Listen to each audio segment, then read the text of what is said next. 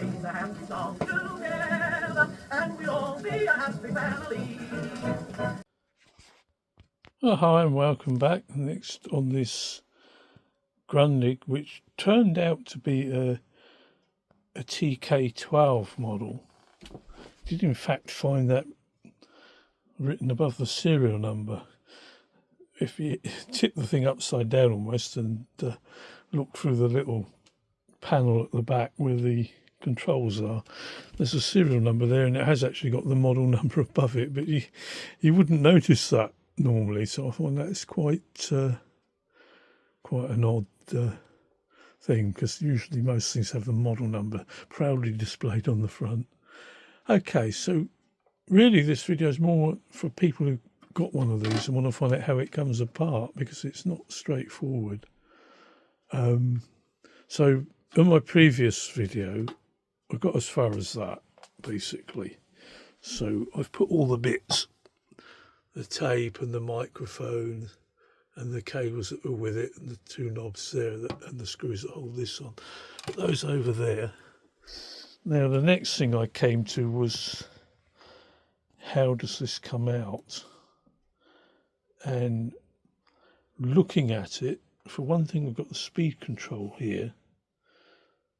So, and that is part of the chassis. So obviously this piece, this surround piece here, goes around the edges, had to come off. This is a bit that lifts up, and there's the two little cubby holes there.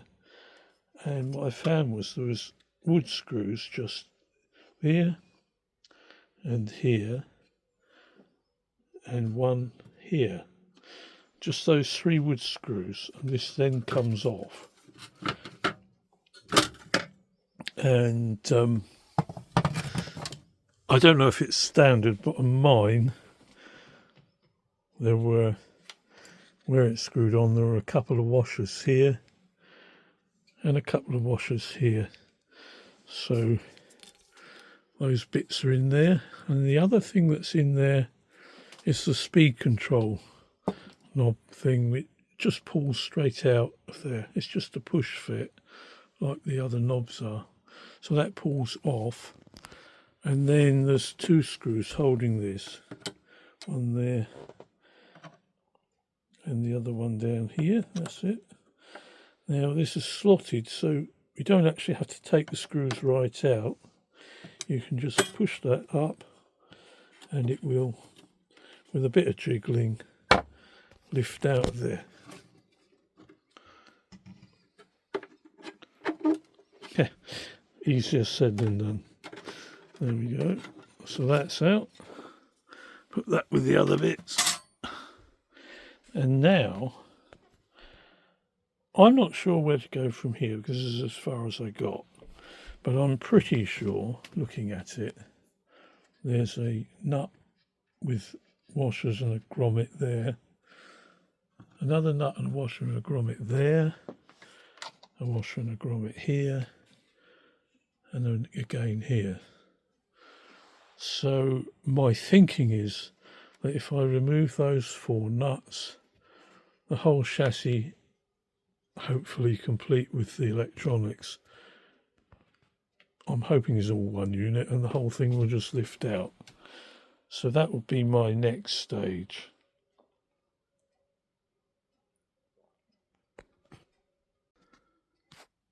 Right, so I undid the 4 bolts,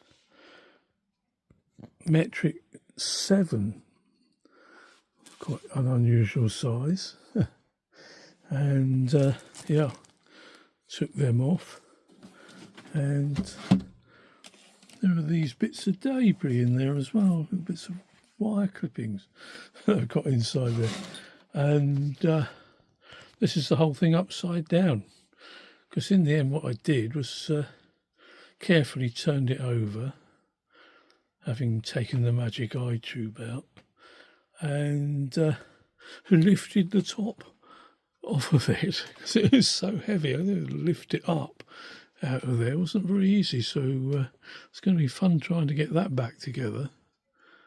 But yeah, it's at least come out as a big lump. So there's a very ancient 1955 smoothing cap there, and a couple of fuses down here I see. I haven't really had a look over it yet. I mean, this is the underside of it, and there's a cover over that, and there's the back of the motor.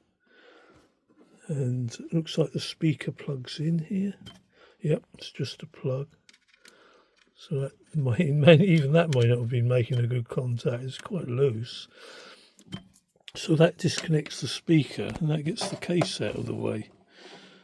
It's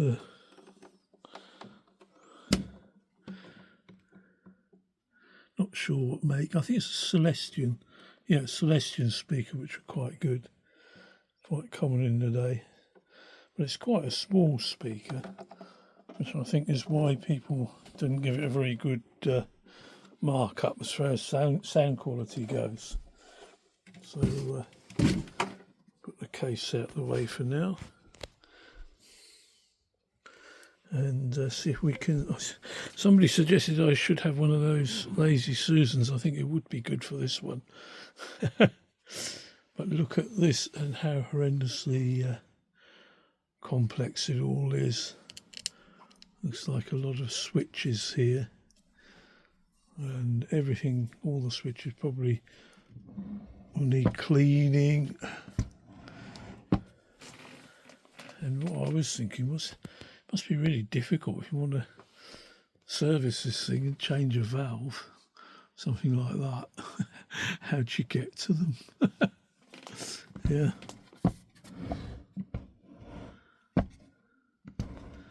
Oh, there we go.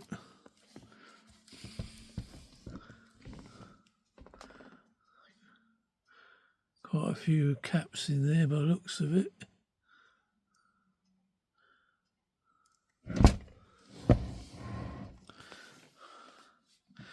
Around this side. And it is hugely heavy. Nobody would make anything like this today, I'm sure. Probably a massive flywheel in there, I expect. It's like a transformer. Very interesting. Not sure even where the valves are. Tucked away inside. Okay.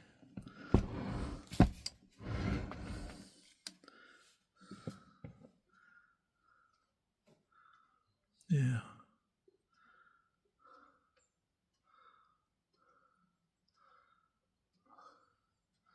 There's all sorts of mysteries associated with it. Right, so that's at least got me into the unit. Right, next thing would be to take this cover off, I suppose, and see what's under there.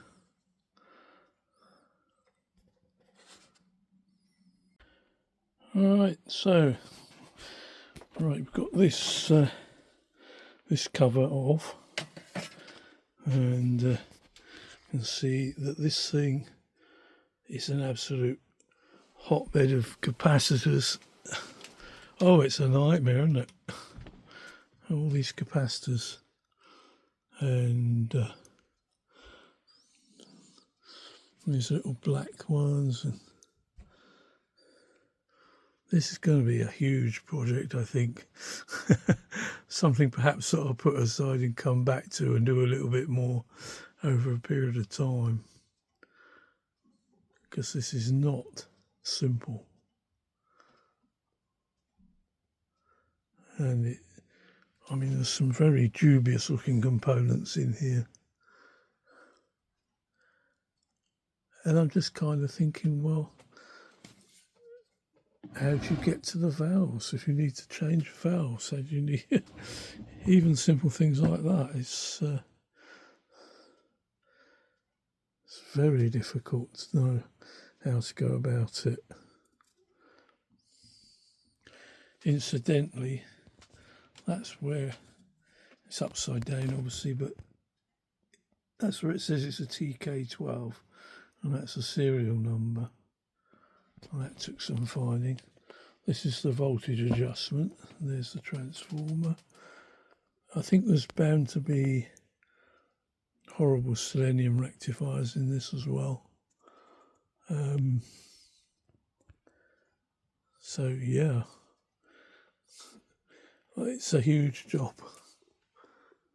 I think it's going to be a long time before I get this to go. There's all the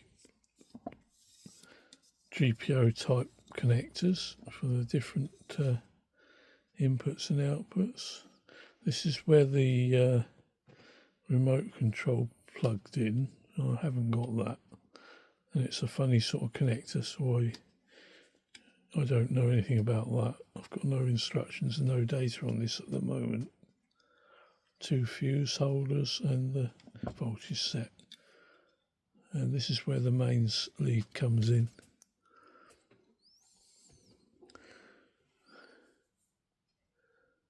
And this is definitely heavy engineering. So let's see if I can just lift up one side of it. I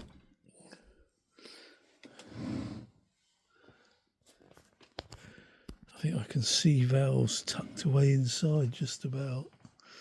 I'm not sure.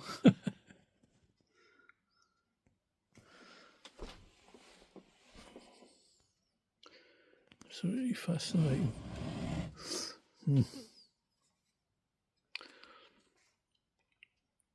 It would be good to have a manual on this. It will make a lot of difference.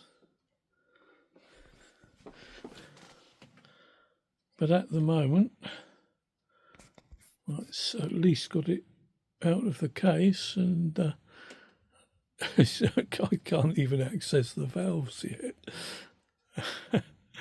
Okay, this is definitely an interesting one, and like I say, it may be one that I'll do a bit now and then when I feel like it, because it's going to be a lot of work to get through this and sort those capacitors out especially. So that's the state of the play at the moment, so we'll catch you in the next one, and bye for now. Sing a happy song together, fill the air with harmony. Sing a happy song together, that's the song to choose. For pushing away the blues, keep the heartstrings running, there's a good time coming. It will keep on humming a melody. Sing a happy song together, and we'll all be a happy family.